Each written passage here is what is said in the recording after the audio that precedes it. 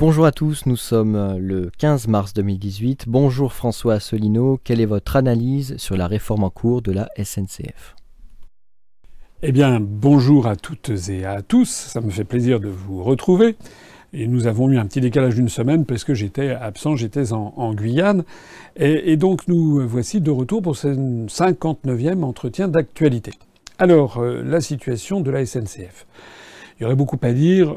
J'aurais tendance à renvoyer les gens qui m'écoutent à un très bon article qui a été publié sur notre site upr.fr, rédigé par Charles-Henri Gallois, qui fait un peu un historique de toutes ces affaires et qui montre de façon très précise et très sourcée comment on en est arrivé à ces réformes de la SNCF successives qui ont toutes pour origine en fait des directives européennes. Ceci m'amène à vous poser une question, à poser une question aux gens qui me regardent, ou plus exactement à leur suggérer de diffuser ces questions autour d'eux. Pourquoi le gouvernement est-il en train de privatiser subrepticement, de façon discrète, la SNCF? Est-ce qu'il y a eu un référendum sur ce sujet? Non. Est-ce qu'il y a eu, au moment de l'élection présidentielle, est-ce que M. Macron avait dit, dans sa profession de foi, lors de ses entretiens, « Je vais privatiser la SNCF et démanteler les services publics » ? Non. Il avait dit le contraire, au contraire. Il faut maintenir les services publics. Est-ce que, au moment des élections législatives, En Marche avait mis ça dans son programme? Non. Donc c'est une véritable escroquerie politique. On n'a jamais demandé aux Français, au peuple français, s'il était d'accord pour qu'on remette en cause ces services publics de façon générale et la SNCF de façon particulière. Notez bien d'ailleurs qu'il n'y a pas que Macron et En Marche à avoir ainsi fait silence sur le cœur même de ce qu'ils allaient faire. Monsieur Fillon, Monsieur Hamon, Madame Le Pen, Monsieur Dupont-Aignan, Monsieur Cheminade, etc., Madame Artaud, tous ces gens ont fait la campagne présidentielle l'année dernière, je me permets d'y revenir, en éludant quasi systématiquement la responsabilité numéro 1 de la construction européenne dans ce qui nous arrive. Parce que je rappelle à ceux qui ne le sauraient pas encore que le démantèlement des services publics découle des traités européens et tout spécialement de l'article 106 du traité sur le fonctionnement de l'Union européenne. Je suis désolé de le dire et de le redire. Il y a eu un seul candidat l'année dernière à la présidentielle qui a insisté autant que possible sur la responsabilité de la construction européenne, c'est moi. Et ça, c'est un vrai problème auquel nous nous heurtons. Ça me rappelle lors de l'élection en Guyane, notre candidat, à un moment dans un débat à la radio, avait évoqué la construction européenne et le journaliste l'avait interrompu en disant « Oh là là, mais là, vous êtes dans la Lune, il faudrait redescendre sur Terre ». Ça veut donc dire qu'il y a des gens comme ce journaliste et beaucoup de Français qui ne comprennent pas pourquoi nous parlons des traités européens. Mais si on ne parle pas des traités européens, on ne peut pas comprendre, on ne peut pas répondre à la question que je posais en préambule, pourquoi le gouvernement est-il en train de faire ça alors qu'il ne l'a jamais présenté dans quelque programme que ce soit. Voilà la première réaction que suscite chez moi cette affaire. Il faut que les Français le comprennent bien. J'invite d'ailleurs ceux qui ça intéresse à aller sur nos pages Facebook où on a mis en ligne une petite vidéo très bien faite qu'on a mis en ligne il y a 2-3 jours par une youtubeuse qui est une adhérente de l'UPR, dont le nom de YouTube c'est Vu Autrement, et qui a fait une petite vidéo de 10 minutes qui est très très bien faite sur justement d'où vient, quelle est l'origine de la privatisation de la SNCF. Parce que si on demande aux Français comme ça dans la rue, en gros, il y a une écrasante majorité de Français qui n'ont pas du tout envie qu'on privatise la SNCF. Alors par ailleurs, qu'est-ce que c'est que les résultats à en attendre? Les résultats à en attendre, on a quand même un contre-exemple majeur, c'est quand même ce qui est arrivé au Royaume-Uni, lorsque les chemins de fer ont été privatisés à partir de l'époque de Madame Thatcher. En réalité, on a eu, comme c'est souvent le cas lorsque c'est de la privatisation de grands services publics, c'est pareil pour l'électricité, par exemple aux États-Unis, c'est pareil pour la Poste, etc. On a souvent, quand c'est donné dans des mains privées, on a des sous-investissements dramatiques en matière d'investissement. On a donc, et une augmentation considérable des frais des péages, de ce qui est demandé aux consommateurs. Parce qu'en général, c'est toujours le même baratin. Dans un premier temps, on dit « Ouh là là, c'est géré par le public, ça marche très très mal, il faut privatiser tout ça, vous allez voir ce que vous allez voir ». On privatise, et dans un deuxième temps, les entreprises qui sont adjudicataires des anciens services publics disent « Oh là là, vous ne connaissiez pas du tout quels étaient vos prix, c'était totalement sous-facturé », et ils augmentent les tarifs. On l'a vu par exemple sur les autoroutes en France. On le voit, on risque de le voir avec la privatisation de la SNCF. L'exemple britannique montre qu'il y a eu des sous-investissements considérables en matière ferroviaire.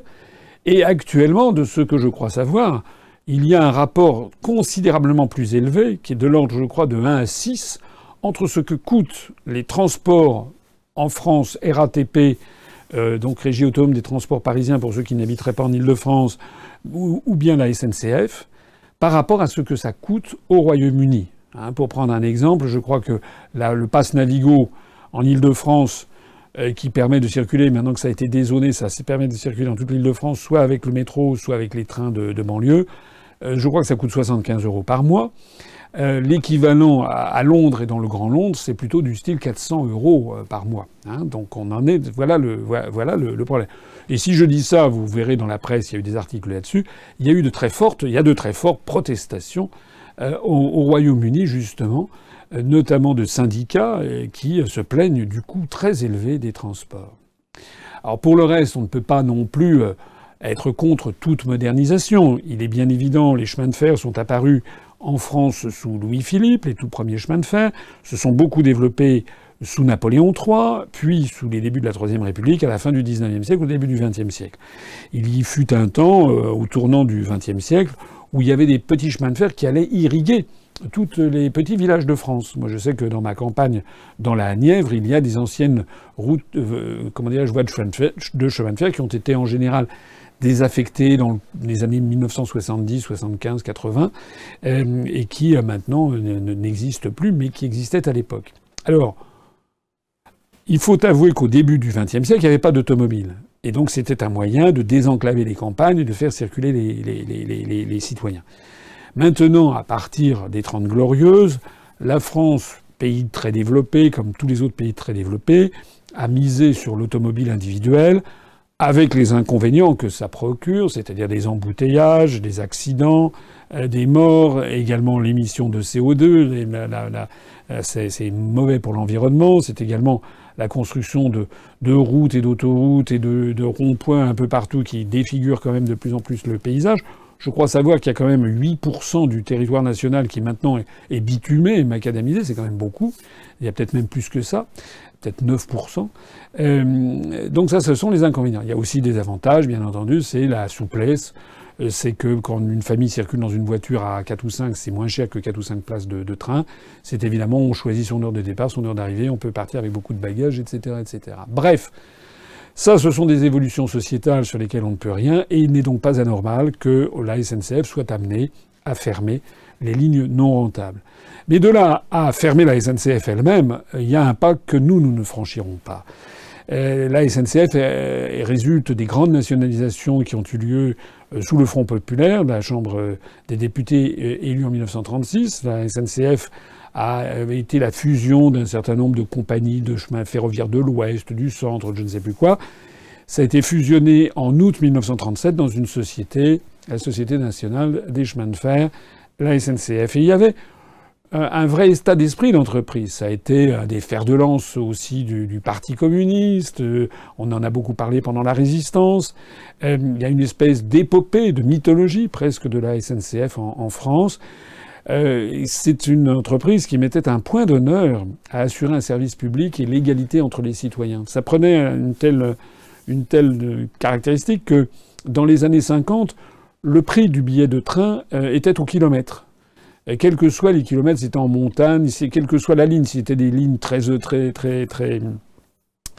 avec énormément de trafic et avec énormément de passagers, ou des lignes qui étaient déficitaires. On ne payait qu'au kilomètre et quelle que soit l'heure de la journée. Donc c'était vraiment l'égalité entre les citoyens. Il y avait aussi d'ailleurs une espèce de fierté d'appartenir à la SNCF, et en particulier la très grande ponctualité des trains. Quand j'étais petit, les trains partaient à la seconde près. C'était la fierté des cheminots. Voilà. J'avais quelqu'un d'ailleurs, un vieil oncle dans un coin de ma famille qui était cheminot. Maintenant, tout ça a volé en éclats. Avec les années 70, 80, 90, les tarifications ont évolué.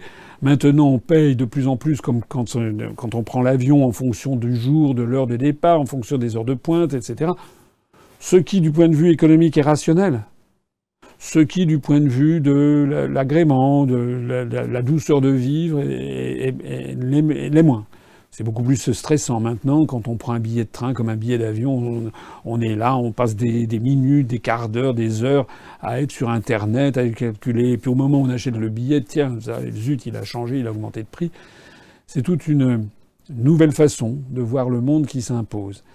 Le reste, c'est que quand on voit ce qui s'est passé donc en Angleterre, quand on voit le rôle que joue la SNCF dans l'aménagement du territoire, nous sommes contre. Et surtout quand on voit que les Français n'ont jamais été consultés sur ça. C'est ça quand même la véritable arnaque. Toutes ces décisions sont prises sous l'empire des traités européens, ce qui permet d'ailleurs de dire que lors de l'élection présidentielle qui avait eu lieu l'année dernière, sur les 11 candidats, je suis désolé de le dire, mais il y en a 10 qui n'ont jamais mentionné la question de l'Europe comme étant à l'origine même des problèmes français. Il va y avoir une grande manifestation le 22 mars, un peu partout en France, dans les grandes villes, de soutien justement à la SNCF et de refus des réformes gouvernementales. L'UPR a décidé d'appeler à manifester, de se joindre au cortège. Donc j'appelle tous nos adhérents, tous nos sympathisants, à descendre et à rejoindre les cortèges sans se cacher, en exhibant fièrement notre emblème, nos drapeaux, nos calicots, puisque je crois qu'il y en aura quelques calicots, nos affiches. On peut mettre les affiches dont on dispose nos délégués départementaux sur des cartons. Et puis je signale que nous avons fait un tract spécial justement sur la SNCF qui est en cours d'acheminement chez tous nos délégués départementaux. Donc si vous êtes adhérent ou sympathisant de l'UPR, si vous voulez manifester le 22 mars, n'hésitez surtout pas. Contactez le délégué départemental et puis il y aura dans chaque ville, on aura une participation dans les cortèges et on pourra distribuer des tracts. Parce que nous, ce que nous voulons, c'est bien expliquer aux passants, bien expliquer aux Français où est l'origine du démantèlement de la SNCF. Parce que je sais ce qui va se passer, je sais qu'il y a d'autres partis politiques que je ne nommerai pas, et des syndicats qui vont faire haro contre Macron, haro contre le Premier ministre Édouard Philippe, ou haro contre tel ou tel ministre des Transports, ou haro contre Guillaume Pépi, président de la SNCF. Mais je vois ce qui va se passer, ils feront silence sur la responsabilité fondamentale qui est celle de notre appartenance aux traités européens. Donc allons-y, manifestons sur cette affaire le 22 mars. C'est assez facile à se rappeler, le 22 mars, enfin pour ceux qui ont un certain âge ou qui connaissent l'histoire, puisque le 22 mars 2018, ça sera le 50e anniversaire, jour pour jour, du 22 mars 1968. Or, le 22 mars 1968, pour ceux qui connaissent l'histoire, c'est le tout début de ce qui allait devenir les événements de mai 68. Le 22 mars, c'est le mouvement qui commence à Nanterre, avec ce qu'on appellera justement le mouvement du 22 mars. Voilà. Est-ce que c'est prémonitoire ? En tout cas, ça mérite de l'avoir à l'esprit. La France, je pense, est dans un état de quasi-ébullition. La rancœur des gens ne cesse de s'accroître. Moi, je le vois en allant sur le terrain. Nous ne devons pas, si j'ose dire, manquer ce train-là. Il faut que l'UPR soit présente sur le terrain. Quel bilan tirez-vous des dernières législatives partielles ? Alors, je crois, dans le dernier entretien d'actualité en date, j'avais parlé, me semble-t-il, de notre participation à l'élection législative dans le territoire de Belfort et à celle dans la première du Val-d'Oise, donc je n'y reviendrai pas. Là, nous avons eu 2 nouvelles élections législatives qui sont derrière nous, la 2e circonscription de Guyane et la 8e circonscription de la Haute-Garonne. Et puis, dimanche 18 mars, nous aurons un candidat à l'élection législative partielle dans la 4e du Loiret à Montargis, où je suis déjà allé, où je vais retourner. Et puis, nous aurons également un candidat dans la première circonscription de Mayotte. À Montargis, il s'agit de Laurent Chailloux. Et à Mayotte, il s'agit d'Alexandre Alsuillet. C'est la circonscription qui est au nord de l'île. Et si vous n'habitez pas sur place, peut-être certains d'entre vous ont des amis qui habitent sur place ou de la famille. Je m'adresse ici tout particulièrement, notamment, aux Mahorais, qui sont nombreux à vivre en métropole, notamment en région d'Île-de-France, en région parisienne. Avant de revenir sur ces élections, et qui n'ont pas encore eu lieu au moment où je parle, je voudrais revenir sur les élections qui, elles, ont eu lieu. Je me suis rendu en Guyane. En Guyane, nous avons eu il faut reconnaître, un échec. On a eu une baisse du score que nous avions fait. On avait fait un score qui était assez élevé l'année dernière. C'était même le deuxième meilleur score. On avait fait 1,7% dans la deuxième circonscription de Guyane. Et cette fois-ci, on a fait 0,78%. Donc ça n'est pas, a priori, très satisfaisant. Nous avons été déçus, il faut le reconnaître. Alors il y a quand même des explications qui méritent d'être prises en considération. Ce que moi j'ai découvert en allant sur place, c'est que le discours politique était écouté. C'était quand même intéressant et important de figurer dans cette élection. Mais en réalité, les médias locaux et l'opinion publique locale s'est focalisée sur ce que j'appellerais un match de catch entre le candidat d'En Marche qui avait été invalidé et son challenger qui était son principal compétiteur, qui était le candidat de France Insoumise, et qui était arrivé et qui s'était talonné. Il faut savoir, ce que j'ignorais, mais que j'ai découvert sur place, il faut savoir que le candidat d'En Marche, qui s'appelait Léanique Adam, était originaire de ce que l'on appelle sur place les Bushinengue, c'est-à-dire des populations qui sont le long du fleuve Maroni, qui font la frontière avec le Suriname, et dont l'origine, en fait, c'est ce qu'on avait appelé les esclaves marrons, c'est-à-dire des esclaves noirs venus d'Afrique au XVIIe et XVIIIe siècle dans le cadre de la traite des Noirs, qui ensuite avaient été utilisés comme esclaves par des planteurs, aussi bien au Suriname d'ailleurs, c'est-à-dire dans l'ancienne Guyane hollandaise qu'en Guyane française. Et puis, on m'a raconté, je crois que c'est à peu près vrai, que pour des raisons fiscales, parce qu'il y avait le fisc qui venait taxer les planteurs esclavagistes, et qui les taxait en fonction du nombre d'esclaves. Eh bien, il paraît que lorsque les agents du fisc arrivaient, les planteurs demandaient à leurs contremaîtres de partir avec plusieurs dizaines, voire plusieurs centaines d'esclaves dans la forêt pour aller les cacher, pour qu'ils payent moins d'impôts. Sauf que, avec ce genre de manipulation, il y avait des esclaves qui s'étaient retrouvés avec des contremaîtres en sous-nombre et qui avaient pris leur liberté, qui s'étaient affranchis de leur chaîne et qui avaient peuplé la forêt d'esclaves marrons, comme on disait, c'est-à-dire qui étaient en rébellion par rapport à l'ordre esclavagiste. Alors, toutes ces populations sont le long du Maroni. Et il y a une espèce de vote tribal ou clanique un petit peu qui va dans cette direction. Et Léanique Adam était un petit peu le représentant de ces populations. Il était d'ailleurs le fils de son père, ce qui arrive à d'autres, mais son père ayant lui-même eu déjà des responsabilités politiques. Et puis l'autre, c'était le candidat de France Insoumise, qui lui était plutôt le représentant de ce qu'on appelle les créoles en Guyane, c'est-à-dire non pas des blancs comme on dit les créoles en Martinique, mais c'est en fait des métis. Et là, c'était donc David Riemann qui était le représentant de ces populations, lui-même fils aussi de son père, avait des responsabilités politiques auparavant.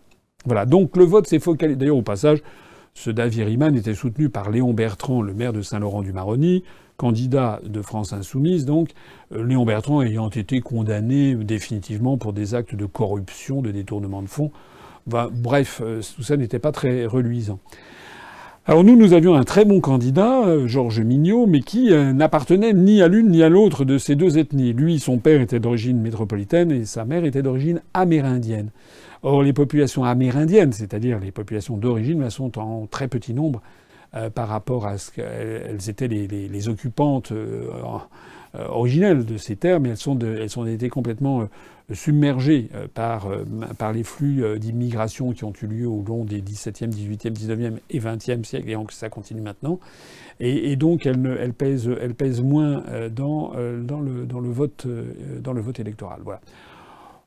Voilà. Au total, faut pas non plus battre trop notre coulpe. On a fait un score inférieur à ce qu'on pensait, bien entendu, mais en fait, il y a eu une focalisation de l'opinion sur les deux candidats dont j'ai parlé. Les autres ont fait des tout petits scores. Le Front National, par exemple, a fait 1,8%. Donc c'est quand même pas un très gros score. Et je signale qu'on avait au moins le mérite d'y participer. Je signale par exemple que Debout la France ne présentait pas de candidat dans cette circonscription de la deuxième circonscription de Guyane. Alors, ensuite, il y a eu l'élection dans la 8e circonscription de Haute-Garonne, où je suis également allé. Dans un cas comme dans l'autre, j'étais accompagné de Vincent Brousseau. On a tenu des réunions publiques, ce qui avait quand même intéressé les gens. Dans la circonscription de Haute-Garonne, là, nous avons eu l'inverse, c'est-à-dire on a eu une déception en Guyane. Là, on a eu plutôt une satisfaction, pas une énorme satisfaction, mais quand même. On est passé de juin 2017 donc à mars 2018, on est passé de 0,64% à 1,07%. C'est-à-dire qu'on a augmenté de, je crois, 17 voix le score obtenu par notre candidat, qui se trouvait là être Hervé Minec, que je salue comme Georges Mignot tout à l'heure pour la Guyane. Hervé Minec qui est le maire d'un petit village de Hors, où il a d'ailleurs fait 60% des suffrages dans son propre village.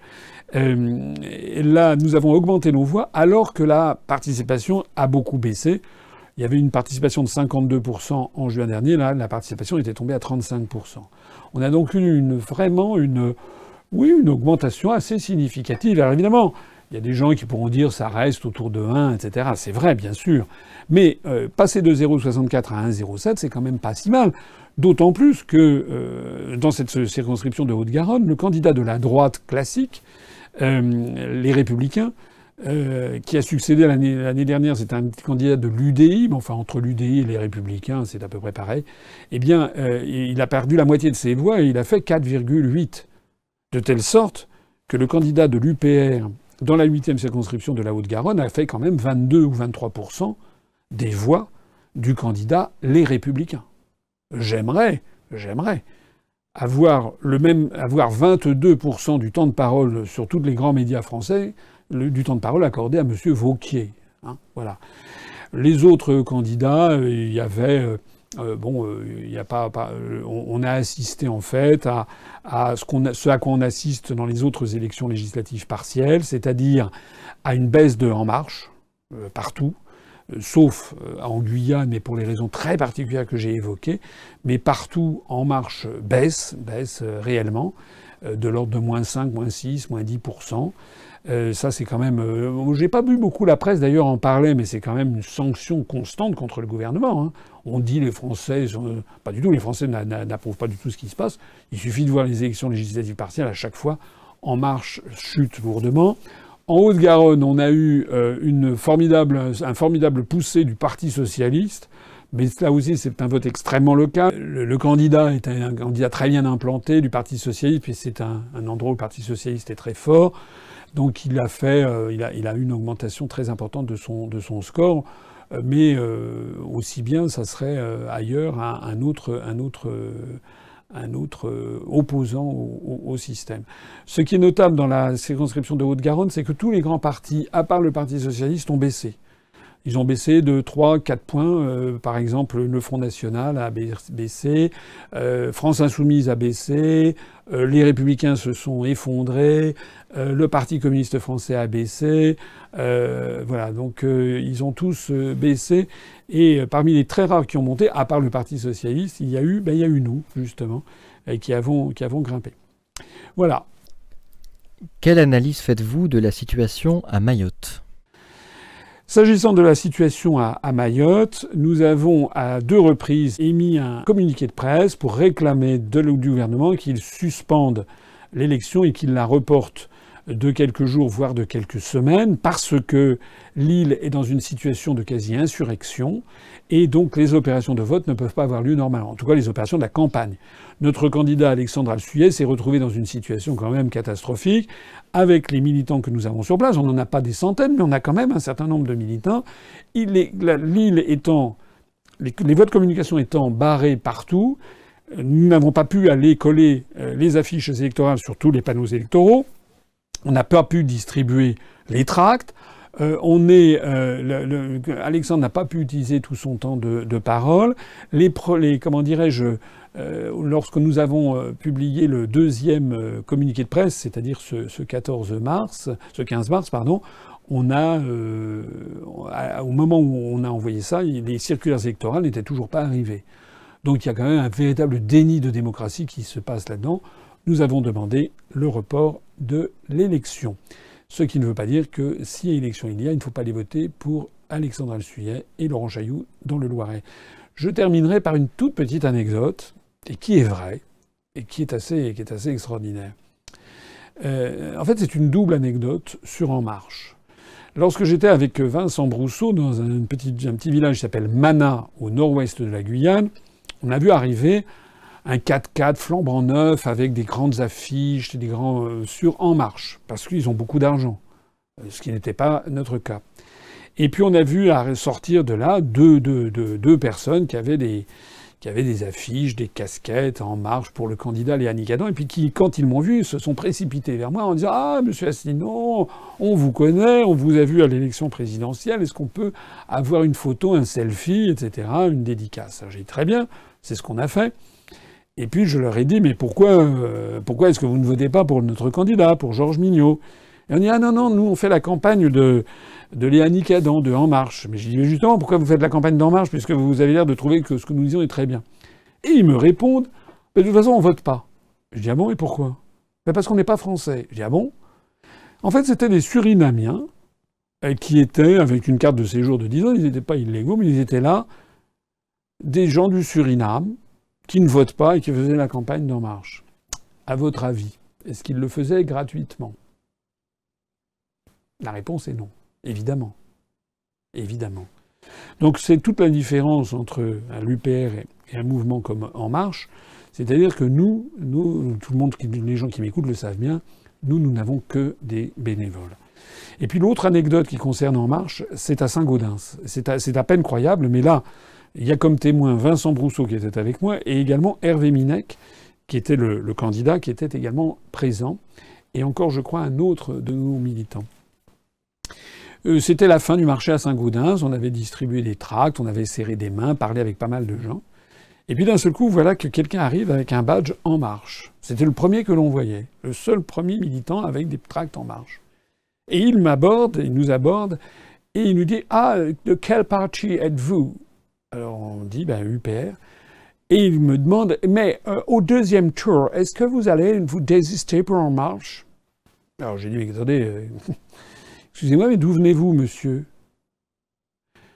Eh bien il me dit, et je le jure sur la tête de mes enfants, il me dit « Ah mais je suis américain, je viens de Atlanta, Georgia. » Le seul militant de En Marche qui distribuait des tracts, du moins ce jour-là, à Saint-Gaudens, était un Américain venant d'Atlanta, Géorgie. Voilà. On n'en a pas vu d'autres, on a simplement vu le candidat qui est venu nous serrer la main avant de repartir. Ça nous a permis d'ailleurs de discuter avec cet Américain, et parce qu'il nous disait est-ce qu'on allait appeler à voter pour En Marche au deuxième tour. Et Vincent Brousseau, que vous connaissez, avec son humour pince sans rire, dit non, nous ne pouvons pas voter parce que vous êtes pour l'Europe et nous, on est contre. Alors cet Américain dit oh là là, mais c'est terrible, il ne faut surtout pas sortir de l'Union européenne. C'était quand même assez extraordinaire qu'il vienne nous dire ce qu'il fallait faire. Et puis, à ce moment-là, je lui pose une question, je dis et que pensez-vous de Donald Trump? Et il me répond oh, c'est une catastrophe, il n'a plus que 38% de soutien dans la population américaine. Il ne va pas terminer son mandat.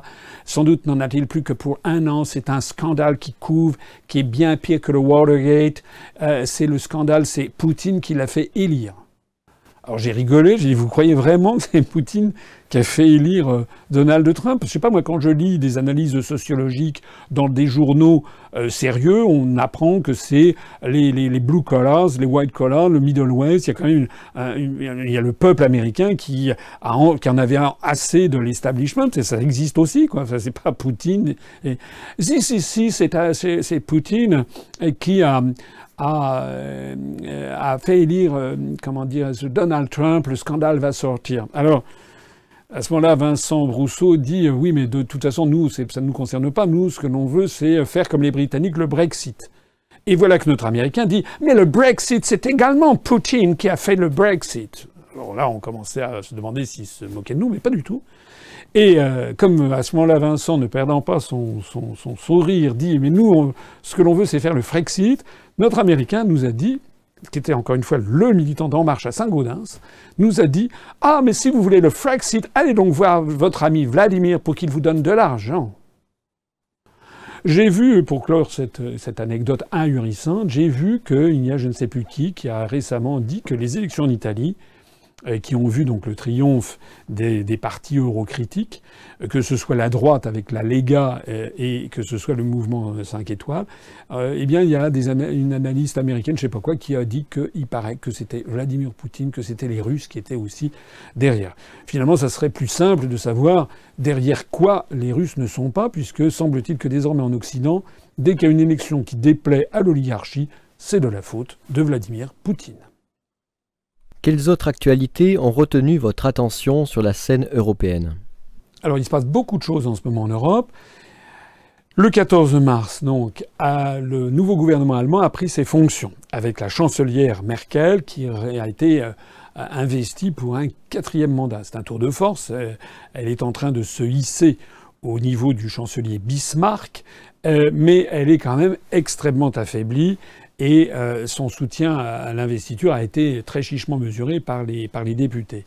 Vous savez qu'il y a une grosse coalition, comme on dit en allemand, des grosses coalitions que les observateurs appellent GroKo, et qui agglomèrent 3 partis, la CDU, le parti chrétien-démocrate, qui est le parti de Mme Merkel, la CSU, la CSU bavaroise, qui est en Bavière, c'est une exception par rapport au reste de l'Allemagne. Il n'y a pas la CDU, mais la CSU, les chrétiens sociaux, qui est considérée généralement comme plus à droite que la CDU.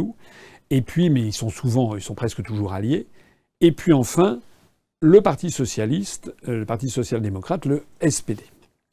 Donc cette grosse coalition, rappelez-vous ce qui s'est passé, il y a eu pendant 6 mois des tergiversations parce que ils n'arrivaient pas à faire des coalitions différentes.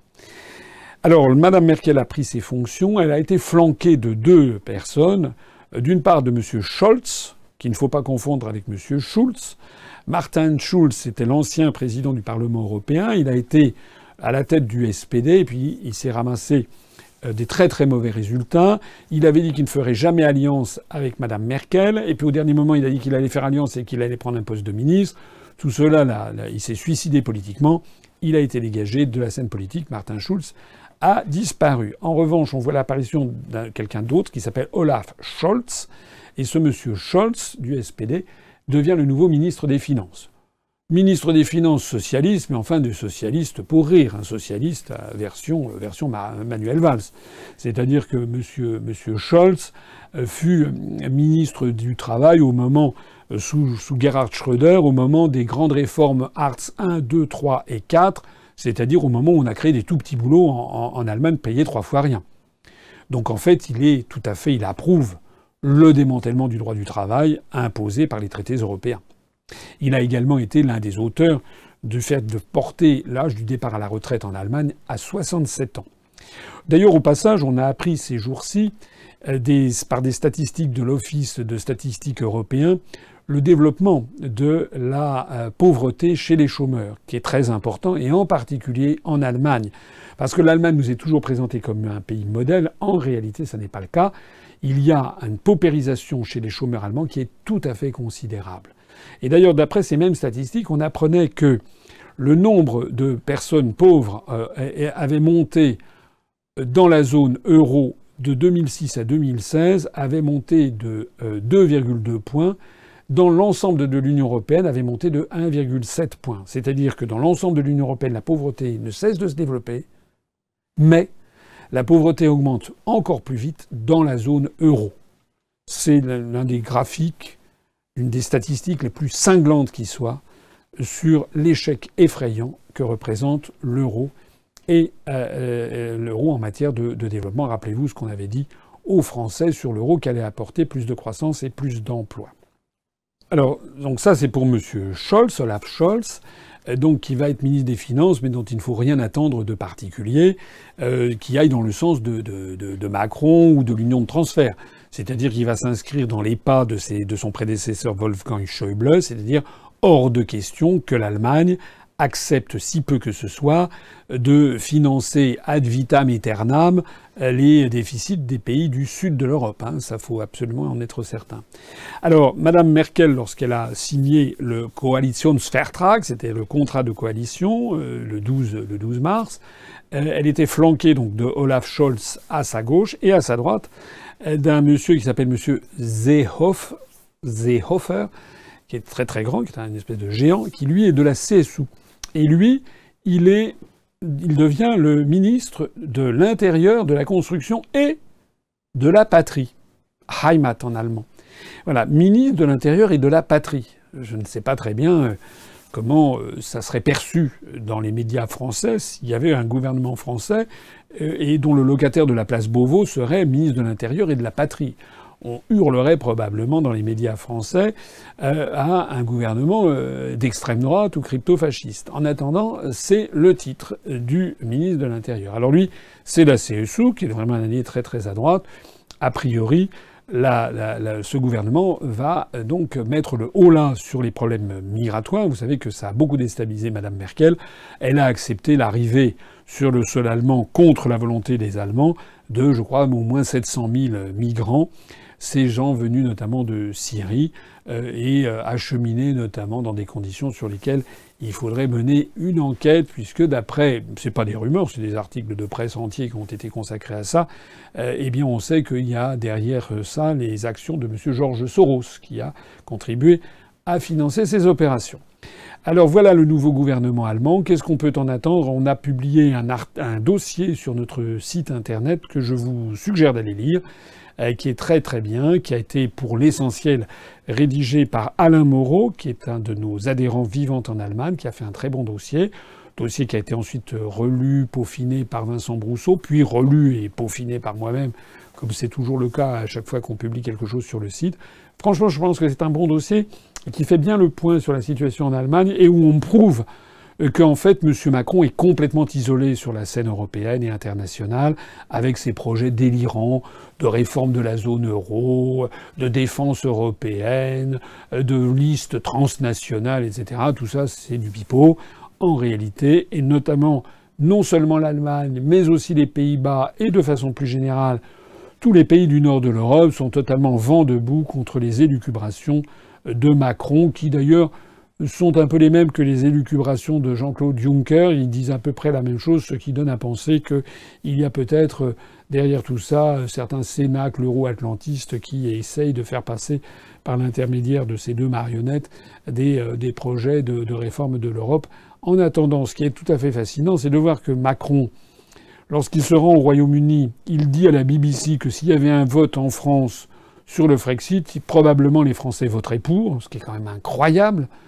Et s'il pense et s'il dit cela, la moindre des choses serait qu'il mette un coup d'arrêt à la fuite en avant européenne et qu'il organise précisément un référendum auprès des Français.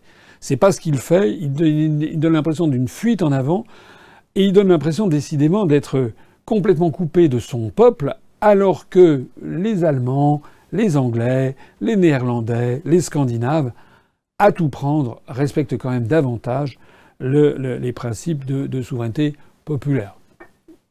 C'est tout très relatif, puisque j'en profite pour souligner au passage une information qui était restée, qu'on a appris à la fin du mois de février, mais je n'étais pas là pour en parler lors d'un entretien d'actualité.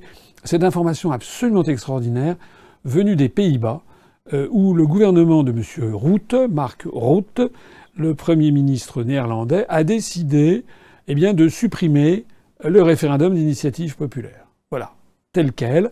Pourquoi ça? Parce qu'ils ont fait quelques référendums. Rappelez-vous, en 2005, c'était 3 jours après le référendum français sur la Constitution européenne, les Français avaient voté non à 55%, les Néerlandais ont voté non à 62%. Et puis il y a eu ce référendum qui a eu lieu sur l'accord d'association entre l'Union européenne et l'Ukraine. Je crois que c'est un référendum qui a eu lieu en 2016, où les Néerlandais ont voté non. Et le gouvernement néerlandais a fait avec les Néerlandais exactement ce que le gouvernement français a fait avec les Français, c'est-à-dire que les Français ont voté non à la Constitution européenne à 55%. La France a pourtant ratifié le traité de Lisbonne, qui est la reprise au mot près de la Constitution européenne, ce qu'ont fait également les Néerlandais. Et le gouvernement de M. Rutte a, en définitive, accepté l'accord d'association Ukraine-Union européenne. Il a piétiné ouvertement le résultat du référendum néerlandais. Alors maintenant, pourquoi se gêner ? Ils ont décidé tout simplement maintenant qu'il n'y aurait plus de référendum. Voilà, c'est quelque chose qui est absolument terrifiant quand on y réfléchit, puisque désormais, les européistes ne se cachent plus, ils ne veulent plus de référendum, ils ne veulent plus demander l'avis des populations au motif que ce serait trop compliqué. On a d'ailleurs vu le journal Le Monde qui a diffusé une petite vidéo sur le sujet, sur le thème, voilà, que les référendums donnent toujours des résultats biaisés. Je voudrais dire au journal Le Monde que si les référendums donnent des résultats biaisés, toutes les élections donnent des résultats biaisés. Parce que lorsque les gens ont voté Macron, par exemple, parce que, paraît-il, il était beau et qu'il était une gravure de mode qu'on voyait sur Paris Match, les gens n'ont pas voté en sachant que M. Macron allait démolir la SNCF. Donc toutes les élections sont en fait biaisées. Donc si le journal Le Monde considère qu'il ne faut plus faire de référendum parce que c'est une élection biaisée, il faut que le journal Le Monde aille jusqu'au bout de la logique et que le journal Le Monde nous explique qu'il ne faut plus qu'il y ait de vote du tout, parce que voter, c'est être populiste. D'ailleurs, je n'ai jamais très bien compris, moi, la différence qu'il y a entre la démocratie et le populisme, puisque la démocratie, c'est le pouvoir du peuple. Donc le populisme, je ne comprends pas, il faudrait qu'on m'explique. En réalité, dans la novlangue qui nous est imposée actuellement, un populiste, c'est toute personne qui n'est pas d'accord avec ce qu'il entend sur TF1 et BFM. Voilà. C'est-à-dire que si on approuve la construction européenne, l'OTAN, si on gobe les bobards selon lesquels c'est Poutine qui a organisé l'élection de Trump, qui a organisé le Brexit, qui a organisé les élections en Italie, etc., si on trouve qu'il faut absolument envoyer des chars de français et de l'OTAN pour se protéger de la menace russe, si on trouve tout ça, alors à ce moment-là, on est quelqu'un de bien. Et dès qu'on commence à poser une question, mais c'est quand même un peu bizarre, là, c'est le populisme. Il faut que le journal Le Monde aille jusqu'au bout de sa logique et qu'il explique aussi à ses lecteurs que toutes les autres élections à part les référendums sont toujours biaisées. Parce que les Français, finalement, pourquoi seraient-ils plus compétents pour élire un député qui va avoir à traiter du budget et de quantité d'affaires, comme les traités internationaux, les assiettes fiscales, les dotations globales de fonctionnement, ce sont des sujets très techniques. Donc pourquoi un citoyen serait-il mieux à même de juger le député qui va le représenter pour traiter de ces sujets plutôt que d'être pour ou contre la Constitution européenne? Non. Voilà. Le journal Le Monde, je trouve, devrait demander de supprimer toutes les élections. Il serait enfin logique avec les jours heureux, le bel avenir, l'avenir radieux de la construction européenne. Que pensez-vous de la crise diplomatique entre la Russie et le Royaume-Uni ? Alors, c'est encore un autre truc qui vient de sortir. J'ai déjà parlé à plusieurs reprises précédemment du fait que Vladimir Poutine semble être désormais l'ogre, le grand méchant loup qui nous est présenté partout. Alors là, moi, je ne sais pas, mais je trouve cette histoire encore assez rocambolesque. Je n'en sais rien. Je suis comme tout le monde. Enfin, non, pas comme tout le monde. Moi, comme je l'avais dit pendant la présidentielle au moment de l'affaire du gazage qui avait fait grand bruit, où on m'avait sommé de condamner le régime de Bachar el-Assad, alors que j'avais dit mais je n'en sais rien. Et l'histoire m'a donné raison, puisqu'on sait maintenant que ce n'était probablement pas les troupes de Bachar el-Assad qui avaient procédé au gazage. Là, on est dans la même situation.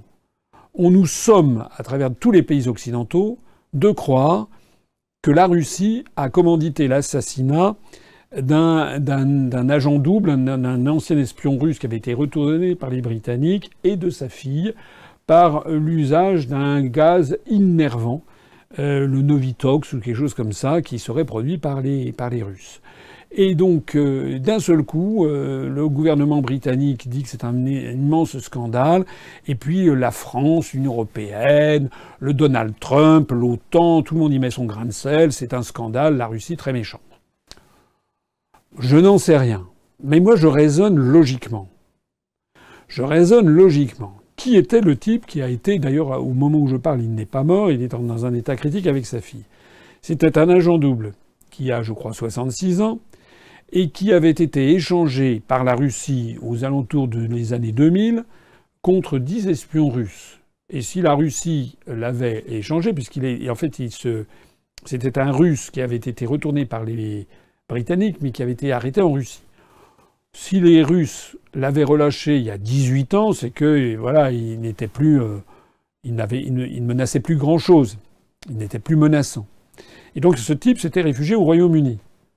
18 ans après, la Russie, d'un seul coup, se dirait, nom d'une pipe, il faut absolument qu'on l'assassine. Déjà, je trouve ça un peu curieux.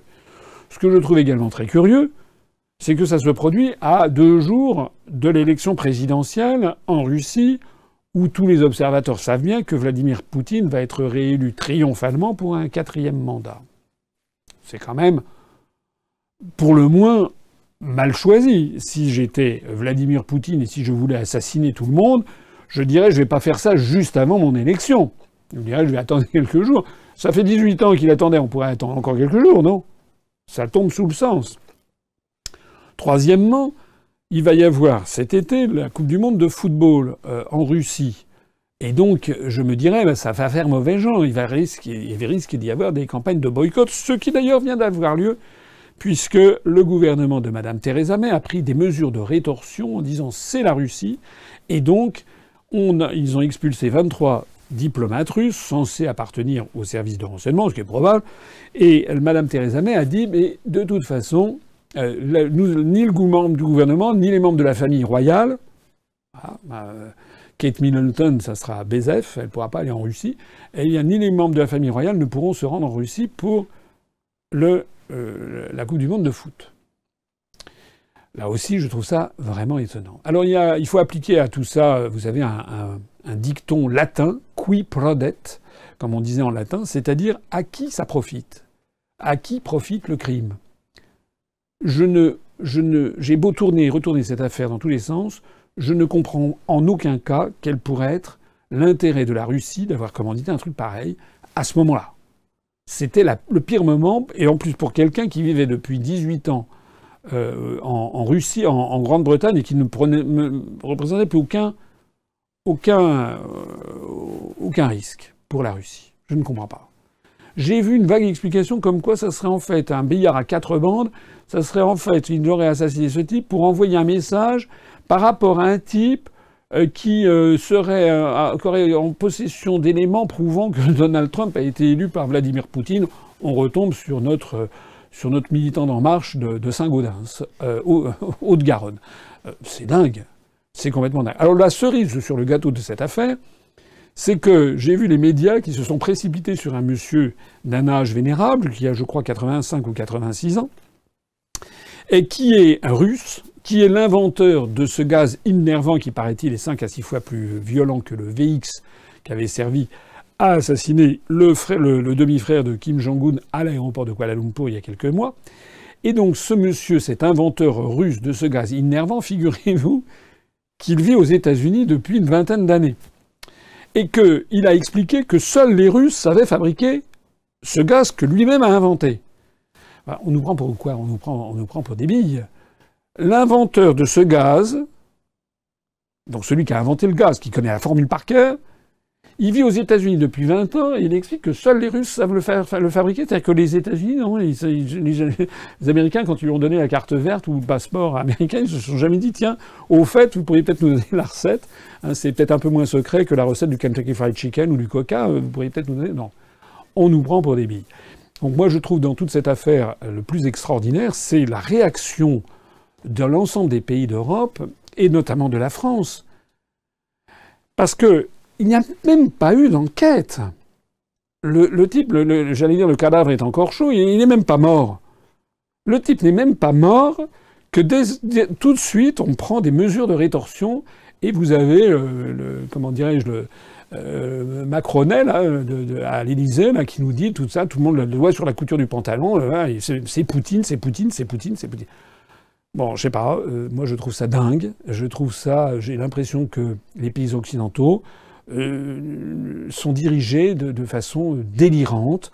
On a l'impression que désormais, c'est comme s'il y avait, je sais pas, des commanditaires qui disaient attention, là, Poutine, il faut absolument le flinguer, donc on va s'organiser tous copains, voilà, les pays de l'OCDE. Hein, c'est-à-dire les États-Unis, le Canada, l'Union européenne, s'il vous plaît, tout le monde sous la houlette de Stoltenberg, le secrétaire général de l'OTAN, qui a dit c'est la Russie, et bien que tout le monde dit d'un seul coup c'est la Russie. Là-dedans, la Russie a eu beau jeu de dire attendez, on va faire une enquête conjointe. Donnez-nous un échantillon de ce gaz, qu'on l'examine, mais même pas. C'est dingue. Comment analysez-vous le reste de la situation internationale ? Alors, dans les côtés dingoterie qui se prolifèrent, il y a également les nouvelles venues de Washington. Notre cher Donald Trump, qui, sous certains côtés, me fait un peu rigoler, parce que il est assez rigolo. Par exemple, il est convenu de se rencontrer avec Kim Jong-un. Je rappelle que j'avais dit dans un entretien, je crois que c'était le 17 janvier dernier, que j'anticipais une rencontre Kim Jong-un-Donald Trump. À l'époque, il y avait un certain nombre d'observateurs, enfin des gens de l'UPR qui avaient dit non, ça va, a priori, ça n'aura pas lieu. Voilà, c'est annoncé. Donc ça, je trouve ça plutôt, il essaie de prendre de court un peu les gens. Il essaie surtout, je pense, de se battre contre ce qu'on appelle l'État profond, de Deep State aux États-Unis, c'est-à-dire les services de la communauté du renseignement, l'oligarchie financière, le lobby militaro-industriel, les lobbies des différents pays du monde, parce qu'il y a des lobbies, le lobby israélien, le lobby saoudien, le lobby du monde arabe, le lobby le lobby allemand, etc. Il y a le lobby chinois. Donc c'est vraiment le pays des lobbies et le pays des centres de pouvoir un peu disséminés. Le père Trump, là-dedans, il essaie, j'ai l'impression, d'essayer de mener sa barque tant bien que mal. Parfois, c'est plutôt bien. Moi, je me réjouis qu'il rencontre Kim Jong-un. Ça risque d'être assez rigolo de voir ces deux personnes qui se sont traitées de tous les noms, mais de tous les noms, enfin des trucs épouvantables. Ils se traitaient de vieux fous d'un côté, de jeunes criminels de l'autre, enfin c'est incroyable. Et puis là, ils vont se voir, si ça se trouve, ils vont s'embrasser sur la bouche. Ça me rappelle, en 1972, quand on avait appris 71, 72, quand on avait appris la rencontre de Richard Nixon, président des États-Unis, avec Mao Tse-tung. Parce que pendant toute la fin des années 60, il y a eu la grande révolution culturelle prolétarienne. Les États-Unis, c'était le tigre de papier. Les États-Unis étaient vomis quotidiennement par des centaines de millions de Chinois. Et puis d'un seul coup, on avait appris que Richard Nixon a été reçu en grande pompe par le grand timonier à Pékin. Alors là, ça risque d'être plutôt rigolo. Moi, je m'en félicite parce que c'est plutôt un geste d'apaisement qui va dans ce sens. J'ai l'impression d'ailleurs au passage que les Japonais sont pas très contents parce qu'ils ont l'impression de compter pour du beurre dans toutes ces grandes opérations de l'Asie et d'Extrême-Orient. Et donc le Premier ministre japonais a fait savoir que moi aussi j'aimerais bien rencontrer Kim Jong-un. Bientôt ça va être le dernier défilé à la mode. Ça sera mieux que le Festival de Cannes. Ça sera d'aller voir Kim Jong-un avec sa coiffure qui décoiffe. Peut-être, on ne sait jamais. J'imagine assez volontiers que je vois bien que le mari de Brigitte Trogneux, qui siège à l'Élysée, va se dire tiens, si je pouvais avoir sur Match une rencontre avec Kim Jong-un, ça va être peut-être le dernier truc à la mode au cours de l'année de la saison automne-hiver 2018-2019. Ça sera peut-être ça. En revanche, il y a des choses quand même moins drôles, et c'est ce qui vient de se passer à Washington, lorsque, par un simple tweet, Donald Trump a renvoyé Rex, c'est pas un chien, c'était le prénom du secrétaire d'État, Rex Tillerson, qui était le secrétaire d'État, et qui l'a remplacé par Mike Pompeo, qui est le directeur de la CIA. Et le directeur de la CIA, donc quittant ses fonctions pour devenir secrétaire d'État, il faut que ce soit encore confirmé, validé par la procédure du Congrès, comme c'est le cas aux États-Unis, les postes ministériels. Mais à la tête de la CIA va lui succéder pour la première fois dans l'histoire de l'agence de renseignement américaine qui a succédé à l'OSS en 1944. Il va donc y avoir pour la première fois à la tête de la CIA une femme qui s'appelle, et pas n'importe laquelle, qui s'appelle Madame Gina Haspel. Alors qui est cette dame? On va commencer par elle. C'est quelqu'un qui a été à la tête de la direction des opérations à la CIA. Et ce service c'est une espèce de service action. C'est en fait des actions illégales, voire criminelles, qui d'ailleurs portait le doux nom, il y a quelques années, de service clandestin. C'est assez drôle d'avoir un service officiel qui s'appelle service clandestin. Bon. Cette dame est soupçonnée d'avoir commis des crimes de guerre, notamment en Irak, et elle est soupçonnée d'avoir couvert des exactions qui ont eu lieu, je crois notamment à la prison d'Abu Ghraib. Donc c'est quand même quelqu'un qui a un pédigré qui donne à réfléchir. Hein. Voilà, une femme qui, semble-t-il, n'a pas froid aux yeux, puisque allez consulter sa notice Wikipédia en américain. Il ne faut pas regarder le Wikipédia français, qui en général est très édulcoré. Vous verrez quand même de quoi il s'agit avec cette dame. Il va y avoir beaucoup de littérature, j'imagine, sur elle. C'est quand même une criminelle, en fait, qui est à la tête de la CIA. Quant à Mike Pompeo, qui donc était le directeur de la CIA, il va donc devenir, il va remplacer Rex Tillerson. Et en quoi c'est ennuyeux pour la paix du monde? Eh bien parce que on sait qu'il fait partie des hoax, des faucons, et il est donc en particulier en faveur d'une politique beaucoup plus dure vis-à-vis de l'Iran. Et d'ailleurs, lorsque Donald Trump a, par un message Twitter, a indiqué au monde entier qu'il se débarrassait du secrétaire d'État, ce qui ne c'est quand même pas des façons, puisqu'il paraît que l'intéressé a appris ça en regardant son smartphone. It was not very smart. Monsieur Pompeo, le nouveau ministre, est lui aussi, comme semble-t-il le président Trump, partisan de faire sortir les États-Unis de l'accord sur le nucléaire iranien qui avait été obtenu de très haute lutte avec 7, 8 ou 9 pays, je ne me rappelle plus, dont plusieurs pays d'Europe, dont l'Iran, dont la Russie, dont les États-Unis. À Téhéran, actuellement, il y a eu des informations diverses et contradictoires venant de Téhéran, de ce que j'ai vu. Il y en a certains qui disent on restera quand même dans l'accord sur le nucléaire iranien, d'autres qui disent si les États-Unis s'en sortent, on en sort. En attendant, c'est quand même très ennuyeux, très grave, parce que cette affaire de nucléaire iranien, qui semble-t-il avait été réglée, eh bien, risque de rebondir et d'amener à de nouvelles sanctions contre l'Iran et d'amener à une augmentation de la tension internationale qui n'en avait pas besoin. En fait, c'est une mesure de rétorsion, bien entendu, contre le fait que l'Iran s'est rapproché de la Russie, que l'Iran joue a joué un rôle en Syrie, et c'est dû aussi au fait que la Turquie est en train d'échapper un peu au magistère américain pour se rapprocher de la Russie.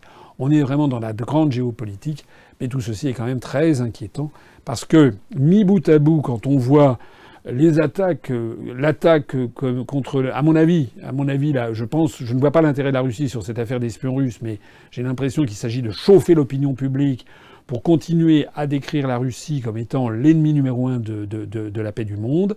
Et puis, avec cette affaire iranienne, tout ça, à mon avis, ne sent pas très, très bon. Avez-vous un mot pour conclure cet entretien ?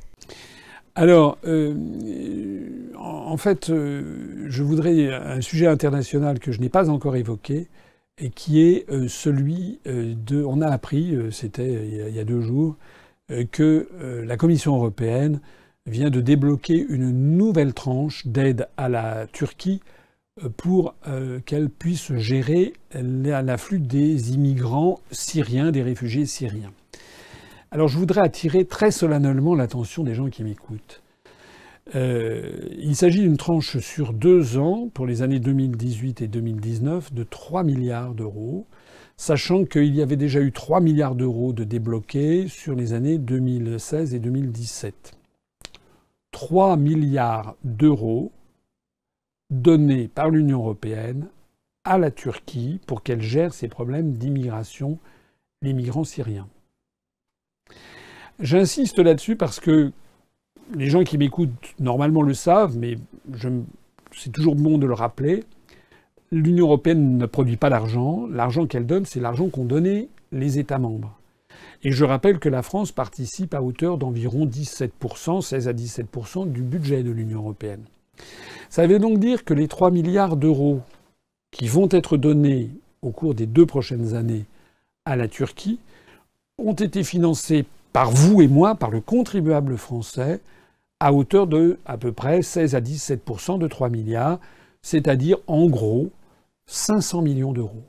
C'est-à-dire en gros 250 millions d'euros par an, puisque c'est sur 2 ans. La même chose avait déjà été faite en 2016 et 2017. Alors là, j'insiste vraiment sur quelque chose d'hyper important.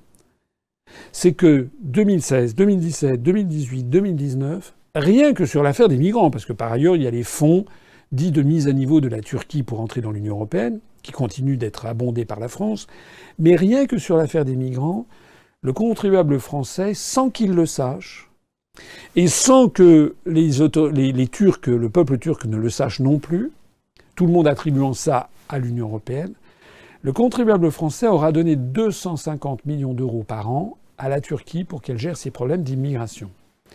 Alors moi, je voudrais attirer à ce moment-là l'attention de mes compatriotes, et tout particulièrement de mes compatriotes de Guyane, où je suis allé, et de Mayotte, où il va y avoir une élection. Ces 2 départements français sont dans un état d'ébullition. Dans un cas, la Guyane, il y avait eu des mouvements sociaux très très durs il y a quelques mois, avec le mouvement Pour la Guyane décollée, qui était un mouvement qui se plaignait du sous-investissement désastreux de l'État en Guyane, que j'ai pu constater de mes yeux. Quant à Mayotte, elle est en situation de quasi-insurrection, parce qu'il y a un sous-investissement considérable. Il faut savoir, je me suis renseigné quand je suis allé en Guyane, l'État verse à la Guyane, je ne parle pas de ce que verse la région et le département, qui sont des collectivités locales, je parle de ce que verse l'État, le contribuable national, verse à la Guyane, dans le cadre du contrat de plan État-région, 30 millions d'euros par an pendant 5 ans. Et l'État verse à peu près la même chose à Mayotte. 193 millions d'euros sur 6 ans, c'est-à-dire 31 millions, je crois, ou 32 millions d'euros par an à Mayotte. Est-ce que vous comprenez bien ce que je veux dire ? Ce que je veux dire, c'est que quand vous allez en Guyane, vous avez un pays, un très grand département français, avec une natalité extraordinaire, avec des problèmes d'immigration clandestine venus du Suriname, du Brésil, de Haïti, avec un désert médical effrayant, parce qu'à part le CHU, l'hôpital de Cayenne, il n'y a pas grand-chose. Et il manque des écoles, il faudrait construire des écoles de façon considérable. C'est pareil à Mayotte. Madame Girardin, la ministre des Outre-mer, est revenue de Dzaoudzi en disant qu'il faudrait construire une école par jour à Mayotte.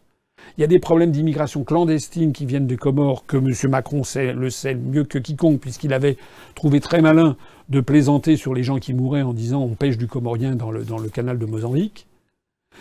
En réalité, nous donnons une misère, on donne 30 millions d'euros à ces 2 départements, à chacun de ces 2 départements, alors qu'ils auraient besoin d'avoir une remise à niveau qui devrait être de l'ordre de 200 millions d'euros, ou 150 ou 200 millions d'euros par an pendant 5 ou 6 ou 7 ans. Cet argent-là, nous l'avons, on le donne à la Turquie par l'intermédiaire de l'Union européenne. C'est ça, la construction européenne. Et que l'on ne vienne pas nous dire ensuite, n'est-ce pas, que l'Union européenne, c'est un truc formidable, et que ci et que ça, et que vouloir en sortir, ce serait être raciste, xénophobe. Non. Actuellement, la France donne beaucoup d'argent à la Pologne, j'en ai pas parlé aussi. La Pologne reçoit chaque année 14 milliards d'euros. Ça veut dire que le contribuable français donne 2 milliards d'euros par an à la Pologne, qui est un pays déjà assez développé. Et nous donnons donc des sommes considérables à la Turquie, alors que nous avons des départements qui sont en train de s'enfoncer dans la misère. J'ai vu qu'à Mayotte, je crois qu'il y a presque 90% de la population mahoraise qui est en dessous du seuil de pauvreté. Voilà la situation incroyable dans laquelle les dirigeants français placent la France et certains de ses départements, alors que nous avons l'argent, par le dogme européiste, nous donnons cet argent ailleurs et à d'autres. Je ne sais pas ce que je peux dire après ça pour conclure cet entretien d'actualité. Je vais quand même, comme d'habitude, faire un appel à la conscience des gens qui me regardent. Nous sommes entrés dans la période où, il y a 1 an jour pour jour, au mois de mars, Avril, c'était la période où on a eu énormément d'adhésions. Il y a eu, je me rappelle, je ne sais plus quand c'était, ça devait être dans le courant du mois d'avril, on a eu un jour 330 adhésions. On a eu beaucoup d'adhésions il y a un an. Ces adhésions maintenant arrivent à renouvellement. Et donc je m'adresse ici à tous nos adhérents, et plus spécialement encore aux adhérents de l'année dernière, ceux qui ont adhéré parce qu'ils m'ont vu lors de l'élection présidentielle. Je leur demande de faire leur devoir en versant leur cotisation annuelle. Parce que c'est vital pour nous. Je rappelle à toutes celles et à tous ceux qui m'écoutent et qui vous prenez de l'intérêt, du plaisir à écouter ce que je peux vous dire. Vous prenez de l'intérêt, du plaisir à aller sur notre site internet, sur nos pages Facebook. On vous donne des informations que vous ne trouvez nulle part ailleurs. On vous donne, il y a énormément d'informations, les analyses, etc. Nous avons besoin d'argent. Vous savez que nous avons 0 € d'emprunt bancaire, que nous y tenons comme à la prunelle de nos yeux, parce que c'est ce qui nous assure notre indépendance. Donc je lance ici un appel absolument solennel. N'oubliez pas de verser votre cotisation annuelle. Nous allons avoir d'ailleurs, dans les tout prochains jours, le lancement d'un système nouveau d'adhésion par prélèvement automatique mensuel. C'est tout à fait nouveau, on vous en reparlera spécifiquement. Ça facilitera la tâche. J'insiste, je rappelle que l'adhésion est à 30 € par an. 30 € par an, ça fait quoi? Ça fait même pas de 3 € par mois. Est-ce que c'est trop demandé pour avoir un parti politique qui a dépassé les 30 500 adhérents et qui est résolument, décidément, le seul grand parti politique français proposant constamment, sans jamais faillir, la sortie de l'Union européenne, de l'euro et de l'OTAN.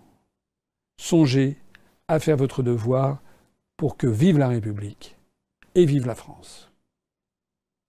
Retrouvez nos analyses, nos propositions, adhérez ou faites un don sur upr.fr. Retrouvez-nous aussi sur Facebook pour partager des idées et participer au direct. Twitter pour suivre les réactions de François Asselineau au jour le jour. YouTube pour ne rater aucune de nos vidéos. Pour nous aider à rétablir la démocratie, poussez-nous, abonnez-vous, partagez.